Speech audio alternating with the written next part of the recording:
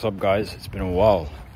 So welcome back to another video where I'll be talking about how to increase your friend request acceptance rate, or whatever you want to call it for your platform, connection acceptance rate. So before we get into this video, as you know, if you want to pack out your calendar with leads every single month, consistently, organically, you know what to do. Book a call down below. Let's see if we can help. Recently helped one of my clients book 10 calls in a week. He went from booking, I believe, is it three a week? Yeah, 3 a week. Just booked double-digit calls a couple weeks ago. So that all happened within the space of a couple days. That's a couple weeks working together. We just took a look at his conversations, took a look at how he was positioning everything, and lo and behold, we got him double-digit calls. So if you're serious, if you want to grow your business, your coaching consulting business, but you just struggle to get calls, then best thing you can do here is book a call down below. So anyway, enough chatter. Let's talk about friend request acceptance rate. That's going to be a tongue twister for today's video. I can already tell. First things first is your profile. Make sure your profile is nice and optimized. So what do I mean by optimized? Clear profile picture, preferably a headshot. Bio states what you can do for the other person, not just like what do you do or just something vague trying to look cool. What can you do? Well, how can you help the other person? What's in it for them? Maybe some social proof. So maybe you won some awards, or maybe you're getting great results. You can even drop in a little case study based on how many characters you can fit into your bio. And always have a CTA. Always have a CTA in your bio. So whether that's like click the link below, or DM me the word me to find out more, or whatever you want them to do, make sure you have a CTA. This is my 3-step formula for the bio. How you can help them, or how you can help your ideal prospect, any social proof, or maybe expand on the first thing more, how you can help them, and CTA. So that's that. Profile picture, CTA. Make sure the username is not qualified. Make sure the username is memorable. Keep it, I wouldn't say short, but just make sure it rolls off the tongue or it's memorable. So that means like avoiding any underscores, full stops, numbers even, and yeah, just keep it memorable. With the name, so this is going to apply to Instagram especially.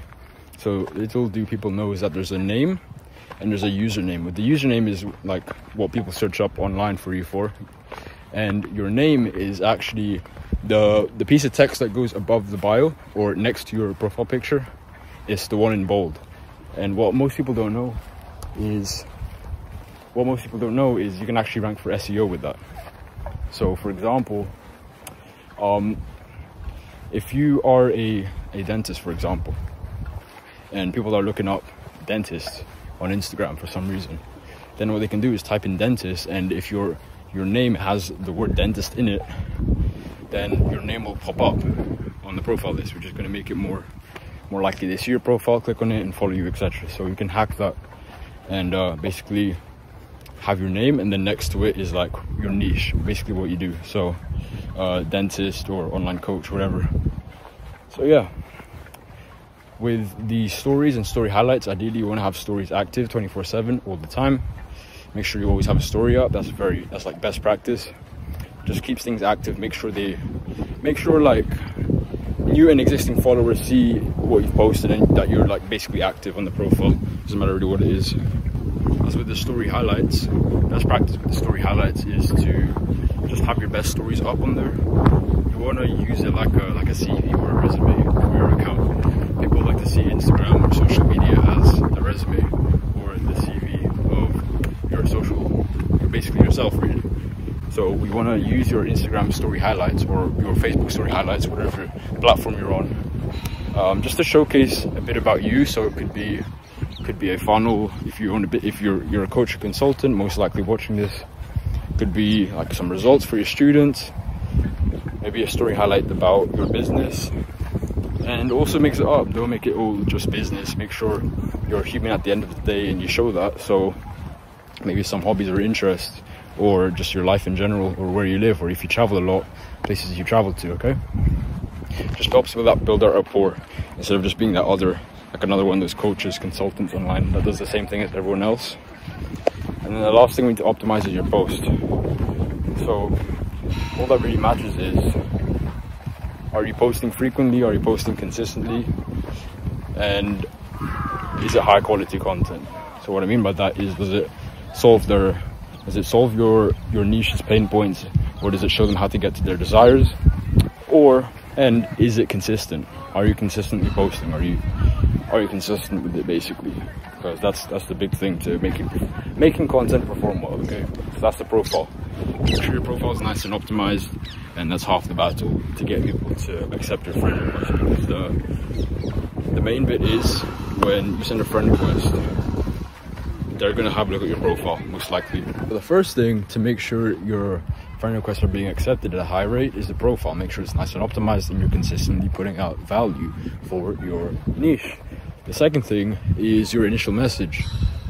Actually, so for some of you it will apply, because what some people do is they wait for their friend request or the follow to be accepted first before they send something. And if that's you, then this won't apply. But if you're the other, where you just send both at the same time, then you got to take a look at your initial message. So make sure the initial message, and what a lot of you do is make it look very spammy. So something I've seen time and time again, and it's just something you should never do, is just open with a long paragraph of your services, explaining who you are, what you do, and just a bunch of other stuff that frankly the other prospect doesn't care about. That's one way to guarantee a block, or them not getting to respond back to you ever again, or accepting your friend request. So make sure your initial message is the right one, basically. So what is the right one? The right initial message is, and this is what I personally do, is I say hi, and then I say their name.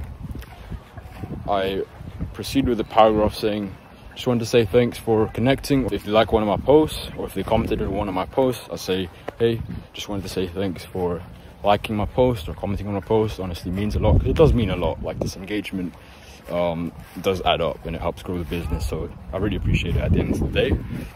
And I just open up with a question after that: how are you doing? And that really opens things up. Now, obviously, is everyone going to reply to it? No.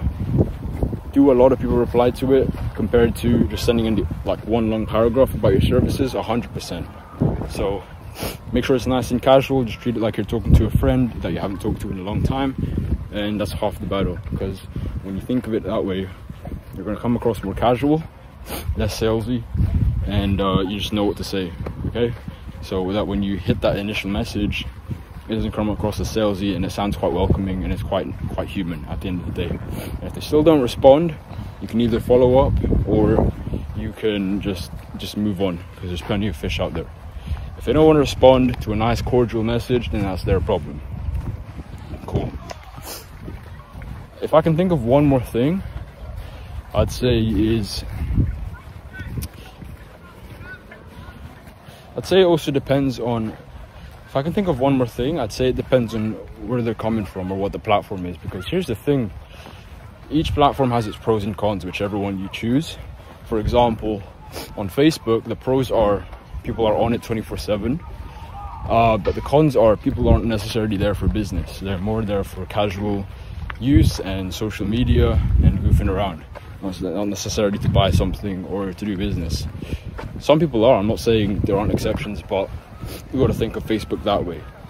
With LinkedIn, it's quite the opposite. So people's intentions on LinkedIn are to do business or for work-related purposes. It's quite windy now, so bear with me. But the cons are people aren't there 24/7. People aren't there on LinkedIn 24/7 because that's just not what the platform's for. The platform's for work and business. So they wouldn't be there 24/7 compared to something like Instagram and Facebook, where it's more like casual, leisurely use. So think about it that way. That's also going to impact your friend requests and your messages. So for example, with LinkedIn, you might have an easier time. You can afford to be more straightforward because of the purpose of the platform. However, people will take longer to respond because, again, as I said again, people aren't on there 24/7. And with Facebook, it's vice versa. Okay, so with that being said, you need to factor that in. With that being said, you need to factor that in. And also, you need to tweak your message around the platform and its pros and cons. And also depends on the niche too. It's a lot of things. So at the end of the day, you might be doing a good job. You might just be too hard. At the end of the day, you might just be doing a good job, and you might just be being too harsh on yourself. And that's definite if you're tracking your numbers. So make sure you're tracking your numbers. You're tracking how many people you're reaching out to per day, and how many people accept the friend request. That's the bare minimum. But if you've been tracking it and you're still not happy, then just consider those couple things. Sometimes you're being too harsh. Depends on the platform, depends on the niche, depends on the industry, it depends on a lot of things. But first things first, make sure the profile's optimized and make sure you just come across as welcoming and friendly, and that's half the battle. And it also depends where the prospect's coming from. So if they're coming from a Facebook group, if they're coming from outbound, if they're coming from cold, and you have like no mutual friends, then it's going to be less likely they're going to accept your friend request. If that does help you out, leave me a comment. Share this with a friend who's struggling with making calls and getting leads through the door. They might find it helpful as well. And yeah, again, if you're serious, book a call down with me, personally with me, one-on-one, and let's see if we can help. So I hope that was valuable. Like, comment, subscribe if you're new to the channel, and I'll see you in the next one.